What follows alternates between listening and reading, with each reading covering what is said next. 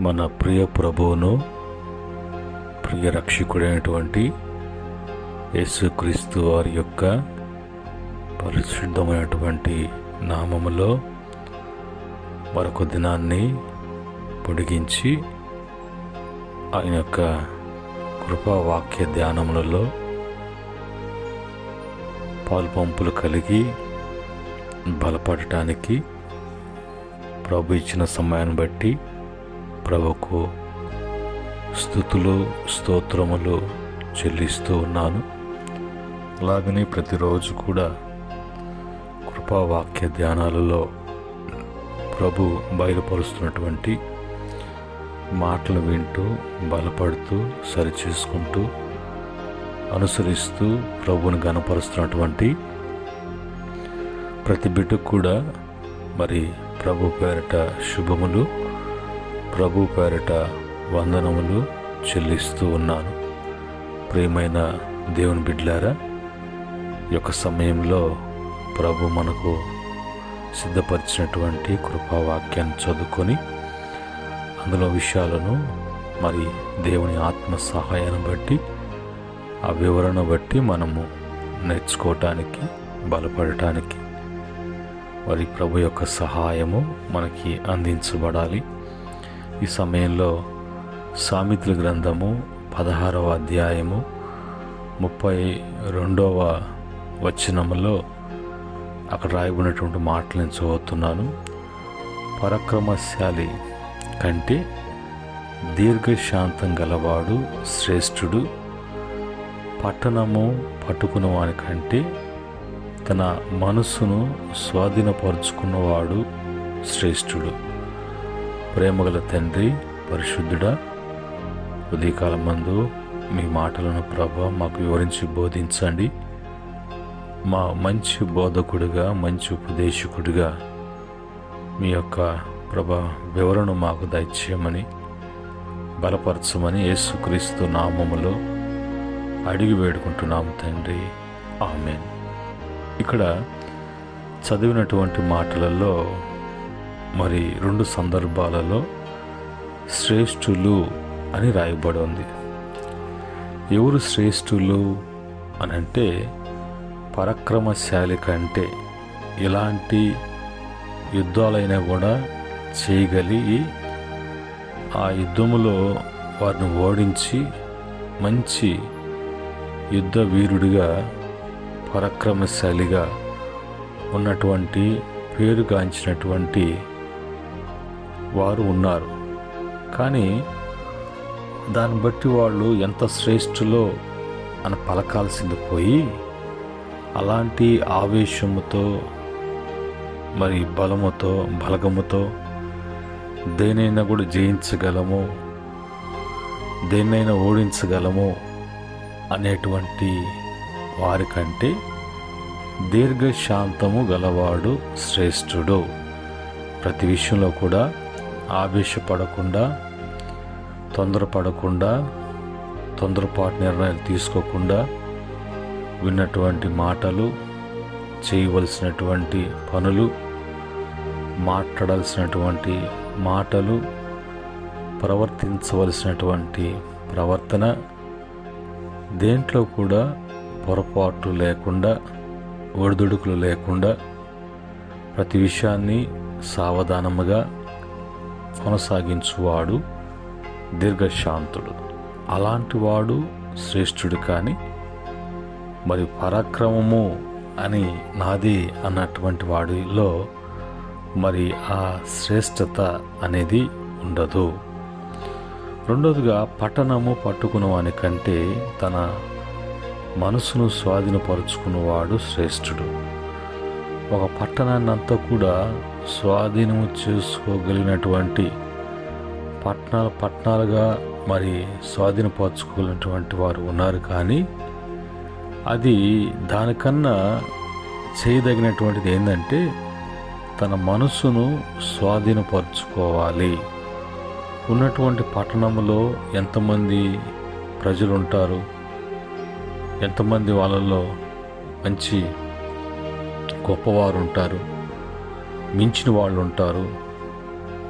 అలాంటిది ఎలాంటి వాళ్ళు ఉన్నా కూడా అలాంటి వారిని మరి స్వాధీనపరుచుకోవటము, వశపరుచుకోవటము, పట్టణాలుగా మరి వారు ఆక్రమించుకోవటము అనేది దానికంటే మనసును స్వాధీనపరుచుకోవటము అనేది శ్రేష్టం. ఈ మనసు అనేది నీవు స్వాధీనపరచుకోకపోతే, మనసు నీ స్వాధీనం లేకపోతే అది దాని ఇష్ట ప్రకారముగా అది ఒకవేళ నీలోనే ఉంటూ దాని ఇష్టాలకి వదిలేస్తే మరి ఎలాగుంటుంది అని అంటే, ఒక గాలిపటాన్ని గాలిలో ఎగరేస్తున్నప్పుడు కొంత దూరం వరకు అది నీ కంట్రోల్లో ఉన్నట్లనే ఉంటుంది. దూరము భారమైనప్పుడు అది మరి ఆ యొక్క క్రమం తప్పిపోతుంది. ఎగరటం అనేది ఒడిదుడుగులు వచ్చేస్తాయి. అంత ఇది కాకుండా నీ కంట్రోల్లో ఉండాలి అని అంటే దానికి లిమిట్లో దాన్ని ఎగరేయాలి. అలాగనే మనసుకు కూడా ఒక లిమిట్ అనేది దానికి అలవాటు చేయకపోతే అది అన్లిమిటెడ్గా అది పనిచేస్తూ ఉంటుంది. అన్నీ కూడా నష్టాలు, కష్టాలు, వేదన, కృంగుదల, శ్రమ అలాంటి వాటికి అది దారితీస్తుంది.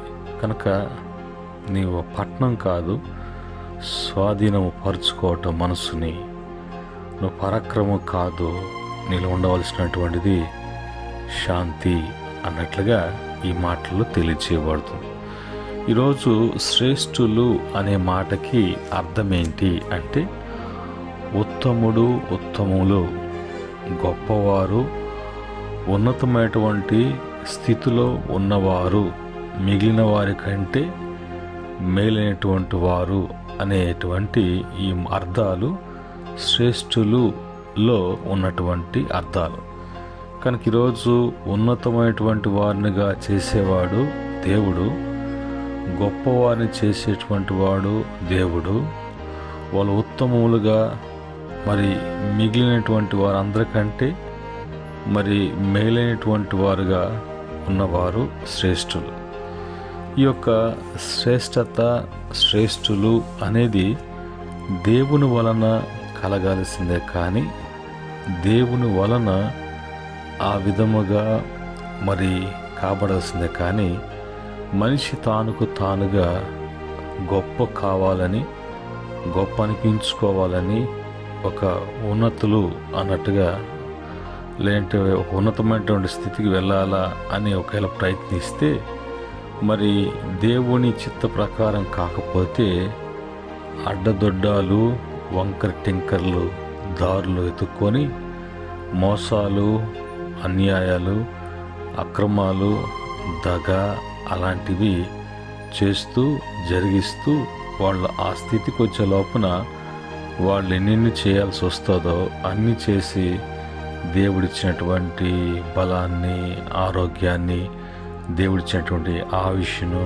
దేవుడిచ్చిన అందచందాలను, దేవుడిచ్చిన కుటుంబాలను, సంతోషాన్నిటిని కూడా చేతులారా నాశనము చేసుకొని వారు ఆ స్థితికి వచ్చే లోపున, అనిపించుకునే లోపున వాళ్ళలో ఉన్నటువంటి ఆరోగ్యము క్షీణించిపోయి, బలము ఒదిగిపోయి, చివరికి అంత ఇదికొచ్చి ఆ పేరు వచ్చి రాకముందే తన ఆయుష్య దినాల్ని ముగించుకునేటువంటి, ఎందుకంటే అలాగా దేవుడి ప్రకారము ఏర్పాటు చేసినటువంటి ప్రకారంగా ఒక మనిషి జీవితాన్ని దేవుడు డిజైన్ చేసినటువంటి రీతిలో కాకుండా మనిషి తానుకు తానుగా డిజైన్ చేసుకునేటువంటి ఆలోచన కలిగి ఉంటే అతను తన కాలానికి ముందుగానే ఈ లోకాన్ని విడిచిపెట్టేసి అతనికి ఆ జీవించిన పాప జీవితాన్ని బట్టి ఎక్కడికి వెళ్ళి ఉండాలో అక్కడికి వెళ్ళి ఉండాల్సిన పరిస్థితి వస్తుంది. ఇలా కాకుండా దేవుని వాక్యాన్ని బట్టి మనము ఎలాగా శ్రేష్ఠులుగా, గొప్పవారుగా దేవుని వలన కాబడగలము అనే విషయాన్ని వాక్యం చూసినప్పుడు మరి సామెతల గ్రంథము 19వ అధ్యాయము 1వ వచనంలో, బుద్ధిహీనుడై తన పెదవులతో మూర్ఖముగా మాట్లాడువాని కంటే యథార్థంగా ప్రవర్తించు దరిద్రుడే శ్రేష్ఠుడు. ఈ బుద్ధిహీనుడు ఒకవేళ వాడికి అన్నీ ఉండొచ్చు, కానీ వాడికి ఏమి లేదంటే బుద్ధి లేదు. బుద్ధి లేనప్పుడు ఆ మాట్లాడే మాట, చూసే చూపు, ప్రవర్తించే ప్రవర్తన, ఆలోచించేటువంటి ఆలోచనలో కూడా ఈ బుద్ధిహీనత పోయి చేరుకున్నప్పుడు ఇంకంతా కూడా ఎంత ఉన్నా, ఎంత అనుభవిస్తున్నా ఆ బుద్ధిహీనతను బట్టి విలువలు తగ్గిపోవటము అనేది, అతనికి మరి విలువ లేకుండా ఉండటం అనేది, సమాజమే అతనిని లెక్క చేయనటువంటి స్థితికి దిగజారిపోయేటువంటి పరిస్థితి బుద్ధిహీనత. అయితే యథార్థవంతులు వాళ్ళు ఎలాగుంటారంటే, వాళ్ళు లాభాలు చూసుకోవటము, ఆదాయాలు చూసుకోవటము, వాళ్ళల్లో వాళ్ళు కూర్చుకోవటం అనేది ఆలోచించారు. కానీ ఏది చేసినా అది పొరపాట్లు లేకుండా, తప్పులు లేకుండా ఒకరు చేతి చూపించి విమర్శించేటువంటి అవకాశం వాళ్ళకి ఇవ్వకుండా, వాళ్ళ కష్టపడిందే, వాళ్ళకు ఉన్నదే, కలిగిన దాంట్లో వాళ్ళు సంతోషిస్తూ ఏ పొరపాటు చేసుకోకుండా ఖచ్చితంగా వాళ్ళు మరి ఉండేటువంటి వారు యథార్థవంతులు. అలాంటి వారి దగ్గర ఆస్తిపాస్తులు లేకపోవచ్చు, వాళ్లకు మరి యథార్థతను బట్టి బంధువులను, మిత్రులను దూరం చేసుకోవచ్చు. లోకము అలాంటి వారిని దరిద్రులు అని పిలవచ్చు. అయితే వారు దేవుని దృష్టిలో శ్రేష్ఠులు, అన్నిట్లో వాళ్ళు క్వాలిఫై అయినటువంటి వారు కాబట్టి వారిని దేవుడు ఉన్నతమైనటువంటి స్థితిలోకి తీసుకువెళ్ళటానికి, వీరు ఎంత గొప్పవారు అని లోకానికి చూపించడానికి ప్రభు ఆ కార్యాన్ని జరిగిస్తారు. రెండో మాట, ప్రసంగి గ్రంథము 4వ అధ్యాయం 13వ వచనంలో, మూఢత్వము చేత బుద్ధి మాటలకిక చెవు యొగ్గలేని ముసలి రాజు కంటే బీదవాడైన జ్ఞానవంతుడు చిన్నవాడే శ్రేష్ఠుడు.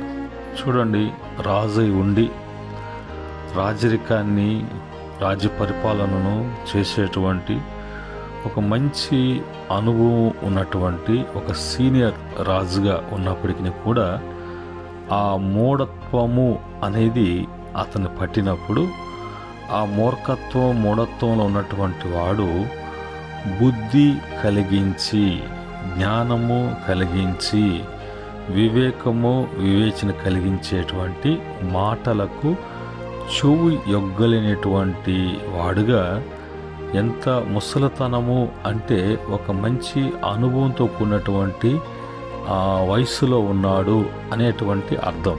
అలాంటి మరి వాడు ఇప్పుడు ఏమైపోయాడు అని అంటే, అన్నీ ఉన్నా కూడా వినవలసినటువంటి మాటలు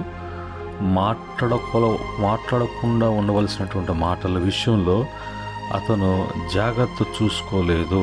పైగా ఆయన రాజు ఒక అనుభవం కలిగినటువంటి రాజు. అయితే వాడికన్నా బీదవాడైనటువంటి వాడు, బీదవాడంటే ఏ సౌకర్యం లేక, ఏది కూడా మరి ఇది నాకున్నది అని తన జీవితంలో మరి ఆనందింపచేసేటువంటి లేకపోయినా జ్ఞానముతో నడుచుకుంటూ ఉన్నటువంటి ఆ చిన్నవాడే, జ్ఞానం కలిగినటువంటి ఆ చిన్నవాడే, తెలియగలిగినటువంటి ఆ చిన్నవాడే గొప్పవాడు లేక శ్రేష్ఠుడు. అది దేవుడు అలాగా ఆ జ్ఞానాన్ని బట్టి ప్రభు అతన్ని ఎంత గొప్ప చేస్తాడో. మూడవదిగా, ప్రసంగి గ్రంథము 7:8 ప్రకారంగా, కార్య ఆరంభము కంటే కార్య అంతము మేలు. ప్రారంభించటం గొప్ప కాదు, దాన్ని మరి శ్రేష్టకరంగా ముగించటము అన్నది. అహంకారము గలవాని కంటే శాంతి గుణము గలవాడు శ్రేష్ఠుడు.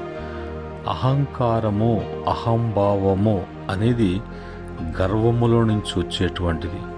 గర్వము ఎందుకు వస్తుంది అంటే అన్నీ కూడా పుష్కలంగా సమృద్ధి కలిగి తనకి అనుభవించటానికి సమీపం ఉన్నటువంటి వాటికి తన కోరినది కావలసినటువంటిది అన్నీ కూడా తనకు సమీపంగా ఉంటూ వాటిని బట్టి మరి అధికమైనటువంటి ఆనందములో కాయినప్పుడు తనకు కలిగినటువంటి అధికమైనప్పుడు ఇతరులు అతని దృష్టికి మరి నీచులుగా మరి తక్కువ వారుగా కనిపిస్తారు. అలాంటప్పుడు ఆ దర్జాలో ఉన్నటువంటి వాడికి అహంకారము, అహంభావము, ఆ గర్వము అనేది కలిగి ఉంటాడు. అలాంటి మరి అహంకారము గలవాని కంటే శాంతి గుణము గలవాడు గొప్పవాడు. ప్రతి విషయంలో కూడా శాంతి, నిశాంతి, నెమ్మది కలిగి ఏదైనా కూడా తన మరి విషయంలో అతను ఇలాంటి తొట్టిల్లు పడేటువంటి పరిస్థితి కానీ, తొట్టిల్లబడటం అనేది కానీ, పడగొట్టబడేటువంటి పరిస్థితి కానీ, వంకర్లు టింకర్లు తిరిగి లోక ఆశలను తెచ్చుకొని తనలో ఉంచుకొని ఉప్పొంగిపోకుండా తనకు ఉన్న దాంట్లోనే మితము మితము మితము అన్నట్లుగా ఆ మితము ఉన్నటువంటి వాడు ఎప్పుడు కూడా శాంతం కలిగినటువంటి వాడుగా ఉంటాడు. తన శాంతముతో, తన యొక్క శాంతముతో ప్రతి విషయాన్ని కూడా అతను కంట్రోల్ చేయగలడు, ప్రతి విషయం కూడా ఆలోచించగలడు. కనుక అందరం బట్టి అతను గొప్పవాడిగా ఉన్నతమైనటువంటి స్థితుల్లోకి, స్థాయిల్లోకి వెళ్ళిపోతారు. ఇది బైబిల్ చెప్పేటువంటి క్రమం. ఈ క్రమంలో దేవుడే నువ్వు కష్టపడకుండా, దేవుడే ఇబ్బంది పడకుండా, దేవుడే నువ్వు నానా ప్రయత్నాలు చేసి నీ శరీరం హోనం చేసుకోకుండా, దేవుడే నువ్వు టెన్షన్స్ పడకుండా ఆయన స్వయ హస్తాలతో నిన్ను అలా గొప్ప చేయటానికి ప్రభు ఇష్టపడుతున్నారు. బైబిల్లో మరి మత్తయి సువార్త 10వ అధ్యాయం 31 వచనం 20 నుంచి 30 వరకు చూసినప్పుడు అక్కడ 31 వచనంలో మీరు కనుక భయపడకుడి, మీరు అనేకమైన పిచ్చుకుల కంటే శ్రేష్ఠులు అని అంటాడు. అంటే ప్రభు చెప్పేటువంటి ఆ పై మాటల్లో శరీరాన్నే నాశనం చేసేటువంటి వారికి మీరు భయపడాల్సిన అవసరం లేదు. మీరు యథార్థంగా జీవించటం విషయంలో కానీ, జ్ఞానంలో ఉండటం కానీ, శాంతి కలిగి ఉండటంలో కానీ, నీతి కలిగి ఉండటంలో లోకములో ఉన్నటువంటి మనుషులు వాళ్ళకి అవన్నీ కూడా వారి శరీరానికి అబ్బవు. అలాంటి వారు ఇలాంటి మంచి వారిని ఏదో ఒక విధంగా మరి పాడు చేయాలని, వారిని లేకుండా చేయాలని ప్రయత్నం చేస్తారు. అయితే ప్రభు అంటాడు, వాళ్ళకు భయపడొద్దు, శరీరాన్ని నాశనం చేసేటువంటి వారు భయపడొద్దు, శరీరాన్ని ఆత్మను కలిసి నాశనం చేసేటువంటి దేవునికి భయపడండి. వాళ్ళ శరీరాన్ని ముట్టుతారు కానీ నీలో ఉన్నటువంటి ఆత్మను వాళ్ళు ఏం చేయలేరు. వాళ్ళకు భయపడాల్సిన అవసరం లేదు. శరీరాన్ని గాయపరుస్తారేమో కానీ శరీరాన్ని అది మట్టిలో కలిసిపోయేది కదా, దాంట్లో ఉంచిపోయినటువంటి ఆత్మ పరలోకానికి తీసుకెళ్ళేది కదా. కనుక ఆ రెండింటిని నాశనం చేసేటువంటి దేవునికి భయపడి మీరు లోబడండి, లోకానికి, మనుషులకు కాదు. కనుక మీరు మరి మీ యొక్క తల వెంట్రుకలు లెక్కించబడి ఉన్నాయి. మీ యొక్క తలలో ఎంటుక రాలాలి అన్నా కూడా దేవుని యొక్క మరి పర్మిషన్ లేనిదే, అనుమతి లేనిదే అదేది కూడా జరగదు. కనుక మీరు అనేకమైనటువంటి పిచ్చుకుల కంటే శ్రేష్ఠులు. ఆ పిచ్చుకలు ఎట్లాగా, వాటికి ప్రొటెక్షన్ ఎలాగుంది, వాటికి ఆహారము, వసతులు అంత కేర్ తీసుకుంటున్నాడే. మీకు ఏదైనా జరిగితే ప్రభు వాటికన్నా ఇంకా గొప్పగా ఆయన బాధ్యత ఆయనకి లేదా? అలాగా బాధ్యత కలిగినటువంటి దేవుడిగా ఆయన నీకు ఉండలేదా? అలాంటప్పుడు ఎందుకు నువ్వు ఇబ్బంది పడతావు, ఎందుకు నువ్వు ఆలోచనల్లో సతమతమైపోతావు అన్నట్టుగా యేసు ప్రభు వారు స్వయాన ఆయన నోటారా పలికినటువంటి మాటలు. చివరిగా దానియేలు గ్రంథం 1వ అధ్యాయం 20వ వచనములో 1 నుంచి 19 వరకు చూసిన విషయాలలో, ఆ దినాలలో మరి వాళ్ళు యెరూషలేములో నుంచి వాళ్ళు బానిసలుగా పట్టబడి బబులోను సామ్రాజ్యానికి నెబుకద్నెజరు రాజు పరిపాలనలో వాళ్ళు చెరగా తీసుకుని వచ్చి అక్కడ వారు మరి బానిసలుగా వారిని రాజు కుమారులు కాబట్టి రాజు యొక్క సంస్థానములో పనివారుగా ఉండటానికి దానియేలు స్నేహితులు షడ్రక్ మెషక్ అబేద్నెగోలు వారు మరి అక్కడ వారితో కూడా అనేక మంది యవనులు ఉన్నారు. మంచి బలము కలిగినటువంటి వారు, అందచందాలు కలిగినటువంటి వారు. అయితే రాజు ఎదుట నిలబడాలంటే వాళ్ళ యొక్క ముఖ ప్రకాశము కానీ, వారు బలముగా కనిపించడం కానీ, రాజు ఇష్టపడేటువంటి వారికి ఉండాలంటే వాళ్ళకి మంచి మంచి భోజనాలు, మంచి మంచి మరి పానీయాలు ఇవ్వాలని వాళ్ళు తలంచారు. ఆ సమయంలో అక్కడున్నటువంటి నపుంసకుడికి అప్పగించినప్పుడు ఈ నలుగురు దేవుని భయం కలిగినటువంటి వారు అంటారు, మాకు ఏ ఆహారం వద్దు, మాకు కూరగాయలు ధాన్యాల ఆహారం చాలు, ఎందుకంటే మేము ఆ యొక్క మాంసాహారాలు మేము పుచ్చుకోము. కారణం ఏంటంటే ఆ బబులోను సామ్రాజ్యంలో ఒక ఆచారం ఉంది. ఏ ఒక్కరూ మాంసం తినాలి అని అంటే దాన్ని అక్కడున్నటువంటి ఆ దేవతలు మొదటగా బలి ఇచ్చి ఆ బలించినటువంటి ఆ దేహాలను తెచ్చుకొని వారు తినాలి. అది ఆచారం. ఇప్పుడు దేవుడు ఎవరో, దేవుడు ఎలాంటి వాడో, దేవుని యొక్క అనుభవాలను కలిగినటువంటి వారు, దేవుని తెలుసుకొని భయభక్తి కలిగినటువంటి వారు వీళ్ళొక తీర్మానం చేసుకున్నారు. మరి దేవుని కాకుండా దెయ్యానికి బలి ఇచ్చినటువంటి విగ్రహాలు ఇచ్చినటువంటి వాటిని మేము పుచ్చుకోవాలా? నా దేవునికి మా దేవునికి అవమానము కనుక అది ఎన్నడూ కూడా మాకు ఇష్టకరంగా కాకుండా వాటిని ద్వేషించారు. వారు ఆ విధంగా చెప్పకుండా, అయ్యా మాకు అలవాటు లేదు, మీరు మాతో కూడా ఉన్న వారికి పెట్టండి, మాకు పెట్టండి, అప్పుడు మాలో మరి మీరు అనుకున్నటువంటి ఆ యొక్క మార్పులు కలగకపోతే అప్పుడు మీ ఇష్టం అన్నట్టుగా వాళ్ళు చెప్పినప్పుడు దేవుడు ఆ యొక్క నపుంసకుని హృదయాన్ని మరి కదిలించి ఆ నలుగురు యవ్వన బిడ్డల మీద దయ పుట్టించాడు. ఆ క్రమంలో సిద్ధపడ్డారు. ఆ దినం రానే వచ్చింది. చూసినప్పుడు మంచి మాంసాహారములతో మంచి పానీయములతో తిన్నటువంటి వారు సాధారణంగా కనిపించారు. ఈ నలుగురు మాత్రము ఎంతో ప్రకాశిస్తూ తేజరిల్లుతూ ఉన్నటువంటి వారుగా, పైగా వారికి జ్ఞాన వివేకములు, ఇక్కడ రాయబడినటువంటి మాటలో రాజు వీరొద్ద విచారణ చేయగా జ్ఞాన వివేకములు సంబంధమైన ప్రతి విషయములో వీరు తన రాజ్యమందుండు మరి శకునుగాండులను గారడి విద్య గలవారిని కంటే 10 అంతులు శ్రేష్ఠులని తెలియబడేను. అంత గొప్పగా ప్రభు వారిని అక్కడ గొప్ప చేసినట్లుగా అక్కడ రాయబడను.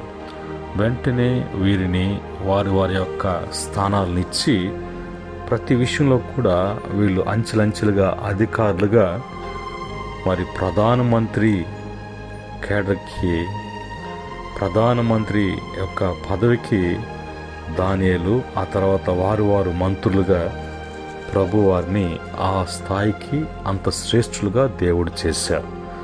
మన జీవితంలో కూడా ఏదో మనకు బలం ఉందని, ఏదో మనకి డబ్బు ఉందని, మనకు ఏదో మరి బ్యాక్గ్రౌండ్ ఉందని, అలాగా మరి పరాక్రమం కలిగినటువంటి వారంగా దేనైనా మేము జయించగలమని పోరాటముకి సిద్ధపడేటువంటి వారు ఒక దినాన ఆ బలము ఆ ఘనము అంతా కూడా క్షీణించిపోవాల్సిందే. తన మనసును స్వాధీనపరచుకోకుండా నేను అది వశపరుచుకుంటాను, వారిని ఎటు చేస్తాను అనేది ఆపుకొని ఈరోజు దీర్ఘశాంతముతో తన మనసును స్వాధీనపరుచుకున్నటువంటి క్రమములో శ్రేష్ఠులు కావటానికి అలాగా 4 యవన బిడ్డలు దానియేలు, షడ్రక్, మెషక్, అబేద్నెగోలు వారికి ఏ క్వాలిఫికేషన్స్ కానీ ఏ క్వాలిటీస్ లేనప్పటికీ కూడా వారు దేవుని భయము కలిగి దేవుని ఘనపరిచేటువంటి వారుగా అన్నిటిని కూడా కంట్రోల్ చేసుకొని ఒట్టి వాళ్ళ కూరగాయల ఆహారం తింటూ తమ పరిశుద్ధతను, తమ భక్తిని, తమకున్నటువంటి మరి ఆ యొక్క క్రమశిక్షణలో నుంచి వారు పక్కకు పోకుండా వాటినన్నిటిని కూడా కంట్రోల్ చేసుకొని దేవుని ఘనపరిచినటువంటి వారిని దేవుడు వారిని అంత శ్రేష్ఠులుగా చేశారు. ఉదయకాలమందు ప్రియమైన దేవుని బిడ్డలారా, మన జీవితాల్లో కూడా అదే క్రమం, ఆ క్రమం కాకుండా ఒకవేళ వేరే క్రమము అని అంటే మరి ఏది కూడా నిలవ జాలదు. గతించిపోయేటువంటి వాటి వెనక మనం పరిగించకుండా నిరంతరం నిలిచేటువంటి యేసయ్యలో ఆ కృపను పొందుకొని వర్ధిల్లటానికి దేవుని సహాయము ప్రతి బిడ్డ కూడా అనుగ్రహించునుగాక. ఆమేన్. పరిశుద్ధుడైనటువంటి మా తండ్రి, కృపగలనటువంటి మా రాజా, ఈ ఉదయకాలమందు మేము ఎలాగా శ్రేష్ఠులమో, మాకు ఆ శ్రేష్టత ఎలా కలుగుతుంది, లోకములో ఎవరు శ్రేష్ఠులు అని తేల్చి చూపించేటువంటి దేవుడు మీరై ఉన్నారు కనుక ఈ లోకాన్ని, లోకంలో ఉన్న వాటితో స్నేహము కానీ ఆశించటం కానీ వాటి వైపు పరుగులు తీయటం కాకుండా తండ్రి నిశ్చయముగా మీ అందు దీర్ఘశాంతం కలిగి శాంత గుణముతో యథార్థత కలిగి మమ్మల్ని మేము కంట్రోల్ చేసుకుంటూ ప్రతి విషయంలో కూడా నాయన మీకు లోబడి మీ చిత్తానుసారంగా జీవించే భాగ్యాన్ని వింటున్న ప్రతి బిడ్డకును, భూమి మీద నిన్ను విశ్వసించిన ప్రతి భక్తునికి ఇచ్చి లోకములో వారిని తండ్రి శ్రేష్ఠులుగా మరి గొప్పవారుగా మీరు వారిని ఉంచి మీరు మహిమ తెచ్చుకోమని యేసుక్రీస్తు నామములో అడిగి వేడుకుంటున్నాము తండ్రి. ఆమేన్. పరమందు తండ్రి ప్రేమ, పరమందు కుమారుని కృప, పరమందు ఆదరణకర్త అయినటువంటి మరి పరిశుద్ధాత్మ యొక్క సహవాసం ఉన్నటువంటి మరి ప్రతి బిడ్డకును, ఆయన భక్తులకును, సకల పరిశుద్ధులకును, ఆయన దాసులకును సదా తోడై ఉండి నడిపించునుగాక. ఆమేన్. దేవుడు మిమ్ములను, మీ కుటుంబాలను అన్ని విషయాల్లో దీవించి ఆస్వాదించి వర్ధిలింపచేయునుగాక. ఆమేన్.